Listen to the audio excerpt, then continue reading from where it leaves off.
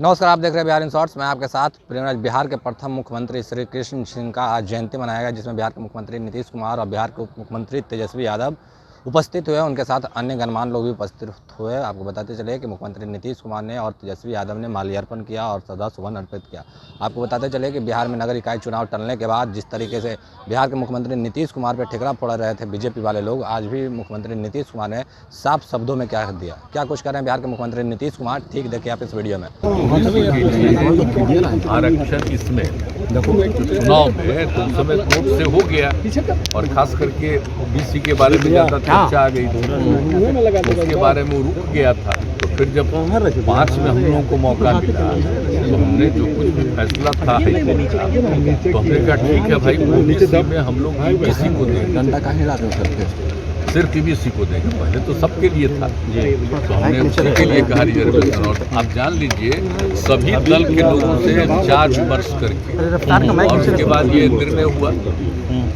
तो अति पिछड़े के लिए तो कब से है, 2006 से ही जब पहली बार पंचायत का चुनाव हुआ, और 2007 में भी नगर निकायों के चुनाव के लिए उसी तरह का कानून बना करके भी किया गया। और आप जानते ही हैं कि बहुत लोगों ने चुनौती की थी कोर्ट में, तो हाई कोर्ट ने तो बिल्कुल जो सरकार का निर्णय था उसको सही कहा, और सुप्रीम कोर्ट का भी फैसला हो गया कि ठीक है। तो यहाँ तो चल रहा था ना भाई, 4 बार से चला है पंचायती राज का, और 3 बार हो गया था नगर निकाय का।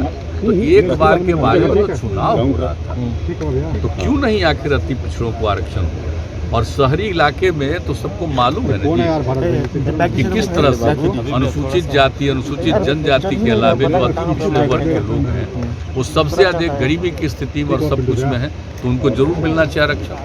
और जब आरक्षण नहीं था तो जरा सोच लीजिए कि कितना कम लोग होते थे, और अब कम से कम लोगों को अवसर मिलता है, तो इसी में लोग आगे बढ़ेंगे। तो शहरी इलाकों में भी तो हम लोगों ने इसलिए जब देखा कि भाई अब कुछ फैसला आ गया है, तो हम लोगों ने कहा कि ठीक है, फिर से इस पर देख लेगा वो पूरे तौर पर जो किया गया बिहार में। अब वो कमेटी जो है तत्काल देख करके और जो कुछ भी सब जगह का आकलन करके अध्ययन करके देख लेगी, और जो उनकी रिपोर्ट आएगी उसी के आधार पर फिर निर्णय लिया जाएगा कि उनको अति पिछड़े वर्गों का आरक्षण हो, और उसी के आधार पर चुनाव होगा। तो इसी को ध्यान में रख करके जो दोबारा हाईकोर्ट में पेश करके ये सारी बातों को कहा। प्रशांत किशोर बोल रहे हैं कि आप भाजपा के संपर्क में हैं। पुलिस डिपार्टमेंट में एक बड़ा स्कैंडल हुआ है, तो उस स्कैंडल में प्राइमा फेसी डीजीपी भी खुद फंसे हैं, क्योंकि उन्होंने उस कॉन्वेंट के बाद पे उन्होंने सारा कार्रवाई किया। तो how can he continue as the DGP? एक तो वो सवाल है। आप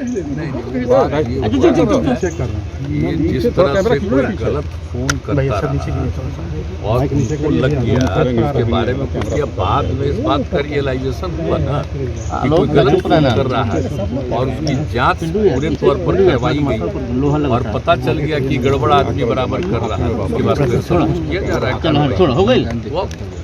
कोई मान लीजिए कि कोई का नाम सुन करके कोई बात करता है तो बात नहीं है, फिर बाद में तो सबको रियलाइजेशन हुआ ना।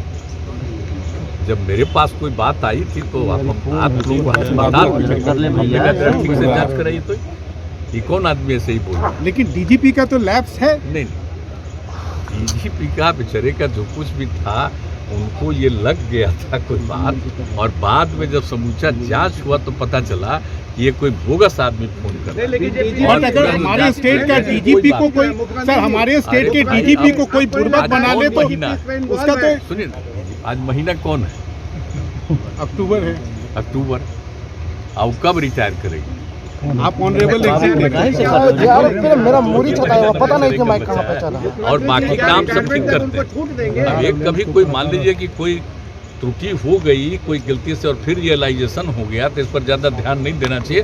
बाकी सारा काम ये लोग बहुत मजबूती से कराते हैं, बाकी लॉ एंड ऑर्डर के लिए और सब चीज़ों के लिए, ताकि तेजी से सब जब क्राइम होता है तो उसके बारे में जांच होती है, वो सब तेजी से कराएं। इसके बारे में तो हम लोग करते ही रहते हैं। प्रशांत किशोर बोल रहे हैं कि आप एनडीए के में फिर वापस आ जाएंगे। उस पर वापस आदमी का नाम लेते हैं। लगातार ये बातें बोल रहे हैं कि हरिवंश जी के माध्यम से भाजपा से बात कर रहे हैं। कृपा करके मुझसे कभी उनके बारे में मत पूछिए, एक बार तो हम बता ही दिए, अब बाकी जिसको मर्जी है रोज बोलते रहता है, आई नहीं जानते हैं, खूब ठीक से जाता सर ये बिल्किस बानो के केस वैसे में ही बोलते रहता है, अपनी पब्लिसिटी के लिए जानते ही हैं, सर, तो अपना पब्लिसिटी के लिए बोलते रहता है, बोलते रहे, क्या फर्क हम लोगों को पड़ता है। सर बिल्किस बानो के केस हम में तो जिस किसी प्रकार से जमाने छोड़ा में गया है उसको उस पर बहुत आपको माने क्या हैं। कहना है? और अभी उसका मन क्या है, क्या क्या बोलते रहता है, बोलते रहे, हमको कोई मतलब नहीं। अरे यंगर है, हमने जिन लोगों की इज्जत की है तो आपको मालूम है ना,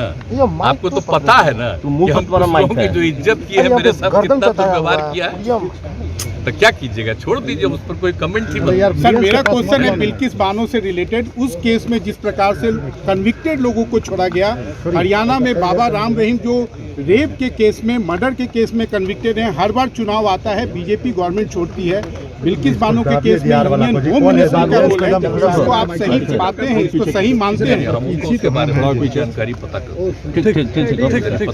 तो जैसा कि देखा, मुख्यमंत्री नीतीश कुमार ने नगर निकाय चुनाव को भी लेकर कहा। आपको बताते चले कि जिस तरीके से प्रशांत किशोर कह रहे थे कि मुख्यमंत्री नीतीश कुमार फिर से एक बार पलटी मारेंगे, तो उसको लेकर भी मुख्यमंत्री नीतीश कुमार ने साफ कर दिया कि उनको छपने का, दिखने का रहता है, इसीलिए वो अलग अलग बयान देते रहते हैं। बाकी की तमाम खबरों के लिए बने रहे बिहार इन शॉर्ट के साथ।